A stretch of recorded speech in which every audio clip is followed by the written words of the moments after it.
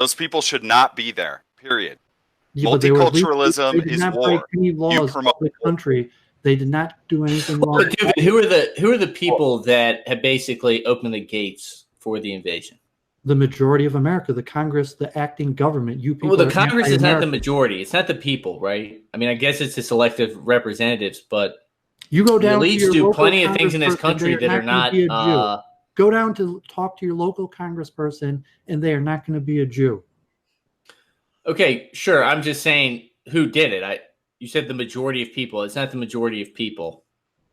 It is the majority of the people. Look at who passed Hart-Celler. Yeah, but the Hart-Celler, there's a majority of the Congress, but they're the propaganda around the effects of the law of the people who voted were not true. They lied. They lied to the people.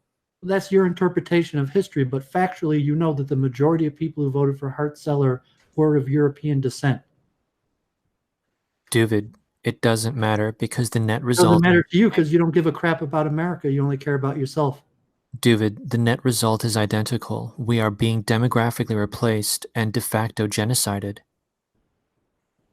That's your opinion. I'm saying that's why we're having this conversation, because that's what the guy who, God forbid, shot up the mosque said. He had the exact same talking points you do. So the question... indirect harm, that was the point of the conversation. You have a right to self-defense against direct harm. If someone comes to kill you, you could kill them. You do not have the right to... Yeah, but if someone comes to steal your future and your children's future, you do not have do anything about that. Well, you can't do something about it. You can't do violence. You don't have a right to self-defense in the form of violence against an indirect attack. You could fight it in City Hall. You could have these conversations. You could make your stream. You could do what you're doing, getting people to run for elected office. But violence against indirect harm violates the non-aggression principle. David is an armchair scholar and obviously knows way more than any of us could ever know. Clearly, he must know about this. There's a paper entitled Estimating Ethnic Genetic Interests. Is it Adaptive to Resist Replacement Migration by Frank Salter. And by a stunning coincidence, there just happens to be an argument for resisting replacement migration. Christchurch killer believes, quote, 1, Western civilization is worthy of preservation and defense. 2, Western governments are not interested in preserving or promoting Western civilization with official and unofficial actions undermining traditional Christian beliefs, promoting immigration and favoring immigrants over natives, not inculcating immigrants into Western values, but promoting multiculturalism and preservation of loyalty to the immigrant's home country. He subscribes to the oft-quoted maxim that immigration without assimilation is invasion. I think that ties in with what we're talking about, which is that, yes, the shooter does largely agree with the positions that we hold. Now, that doesn't mean that just because you hold those opinions, you're liable to go shoot up a mosque. Yeah, but will a Jew ever avoid an opportunity to make a false equivalency? Come on, man. It's like standard operating procedure.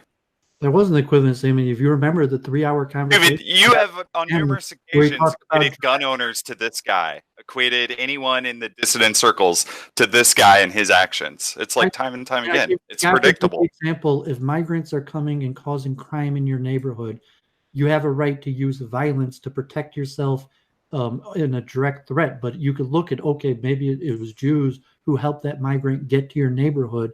That is not, that's indirect. So the use of violence against those people is not a form of self-defense. In my opinion, Israel engages in counteracting indirect threats more aggressively than any other nation on the planet right now. No, I agree. Israel is basically a military that argument will never hold sway with David. He doesn't care because he's a multiculturalist. David, there's actually an... Why did I call for this conversation then, Eke? If I don't care how I called for this conversation, I told Brundle, I don't even mind if you're on the show. Okay, David, so there's an important point to the paper that I had linked, and obviously you haven't had a chance to engage in the process of reading it and understanding it better than us, but I assure you it's worth it. There's a portion in the paper that states something to the effect of any immigrant to a new territory will impact the host population to the tune of over 150 children per immigrant in perpetuity. So anytime there is migration, you are always impinging on the host people every time. So for every immigrant, you are displacing approximately 150 plus babies. And that's in a 1-to-1 ratio. So I'm going to say that you saying something along the lines of you cannot defend yourself against indirect attacks. Well, we are talking, according to this paper, we are talking about 150 babies per immigrant. So I think that there is an argument. Violence. I think that there is. I think there's a very good argument for saying that we should be very concerned about indirect attacks. Well, I didn't say you shouldn't be. I said the talk of defending yourself, where someone comes to attack you, you have the right to use violence and physical force. That in terms of these indirect attacks, you could defend yourself, but not through violence. And obviously, you can do whatever you want. You have action. You did. Talking about the muting of the population. We're talking about making it so that the population cannot reproduce at normal levels. That is a direct attack on our lineage. Well, yeah, I mean, you have the right to talk about it. You have your own channel, and it's interesting. That's why you enjoy coming on this channel, where you need a Jew to give you a platform to try to convince your own people. So you just have your channel with 5 people who watch it. So with regards to immigration, it is a direct, or rather the indirect attack does impact the population on a time scale. It's not immediate, but it is an attack. All you have to do is fast forward a generation or 2 to start to see results. So you're concerned about what is immediately, and I accept this, you are inherently intellectually myopic, so I expect it. But as where you are concerned about the ever-present now, we are concerned about the future. And I think that's really the big fundamental issue here. You're only concerned about local wins, as where we are concerned about much larger projects and ideas. I think we both are concerned about the same thing. We just have different takes on it. And, I'm not opposed to you fighting what you're fighting. And God forbid, even if you choose to resort violence, I was just making the moral point on the justified use of violence. Only I will not tolerate slander. You're not mute me on Brundle's channel, and you're not even replying to my point. I will not tolerate slander, David. What are you going to do about it? You're going to hit the mute button. What are you going to do about it? I want to know about it. I'm going to call you out. Okay. Thank you. I'm going to call you out for slander, David. Okay, thank you. What's next? I'm sorry. You're aware that even if we stop all immigration, there's enough non-whites here to replace the population in 3 generations? Because whites aren't having kids anymore. That's one solution. White people need to start having more kids.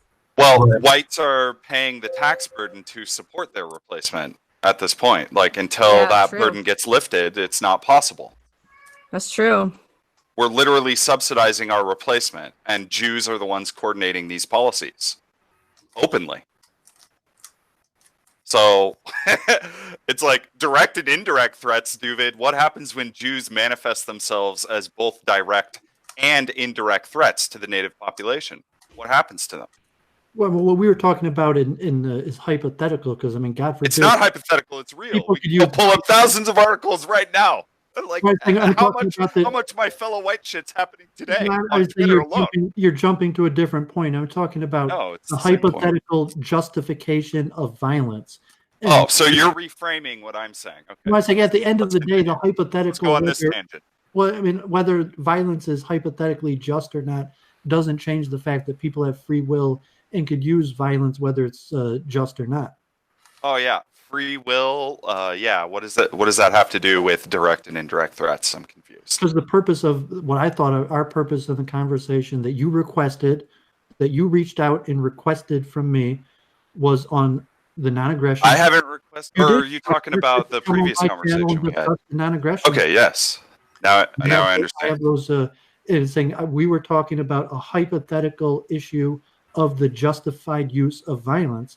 And I'm saying it's hypothetical because anybody could use violence for any reason, whether it's just. whether it's justified or not. Right, but I also explained to you that the non-aggression principle, just like libertarianism, is kind of a method of operation that white men use amongst each other. That the non-aggression principle is incompatible when interacting with foreign races. Like, it's a rule whites can use with one another because we mutually reciprocate. Well, say, Because we're part of the same ethnos. if you're But to making apply the non-aggression principle to Jews means what? You get to justify genetically replacing me? Duvid's not even a libertarian. I don't know why he's talking about the non-aggression principle. Well, he brings it up, and it's like, I know. This is what I'm saying, dude. it's is more like- tangents. This is more like the time. This is like the poisoning time well. I told Duvid. I was like, Duvid was talking about how he believes in the culture critique is spot on.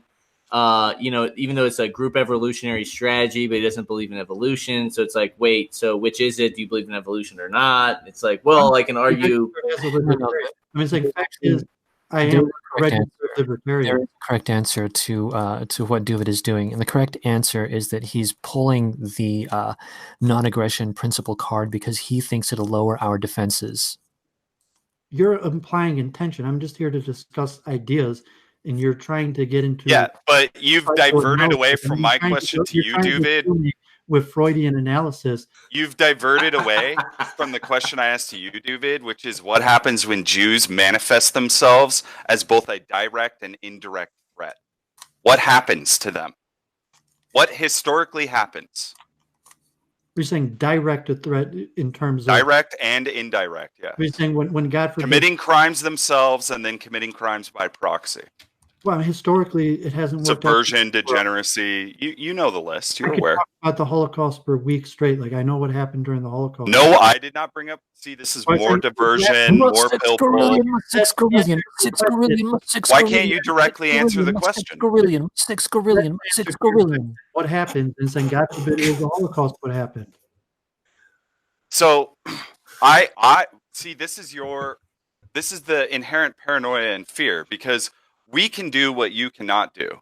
And if you observe in this video that this stream is about, the man conducted this operation with accuracy, precision. He was calm. You didn't hear him talk very much.